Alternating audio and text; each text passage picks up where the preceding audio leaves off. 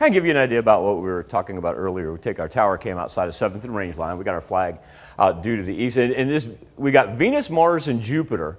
Right now, that's going to be Mars, and that's going to be Jupiter right there. Venus still a little too low for us to pick it up. But even the fact that, and I know you're thinking, oh, it's just a little white dot. To the naked eye, the fact that we even pick it up on our tower camera, considering where we have it, and don't get me wrong, our engineers do a marvelous job with it, but the fact that we can pick those up on our tower cam is an indicator of how bright those 3 planets are this morning. Absolutely gorgeous. 68 degrees over 7th and range line right now, coming off of a record-setting day at Joplin Regional Airport. Got all the way up to 91 degrees, broke the previous record of, tied the previous record from 63, 08, and 1980 and 05. Here's where we sit right now. A whole bunch of 60s for the central and eastern portion. Less 70s than what we've seen past couple of days, but still pretty abnormally warm start. The reason we're able to get such a great look at those planets void of any cloud cover. The clouds yesterday brought us those wonderful hues at sunrise. At 6:12 today, we should be on the clear side, but remember, each second that we get closer to 6:12, you lose that view of the planets as the sky begins to lighten up.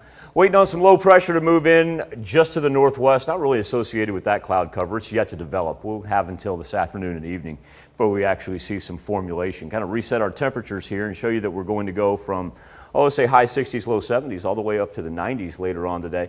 We are going to pick up some pretty good south breeze this afternoon and evening, gust up to 25 miles per hour, but for the most part, we'll keep that at about 5 to 10 miles per hour throughout the course of the day.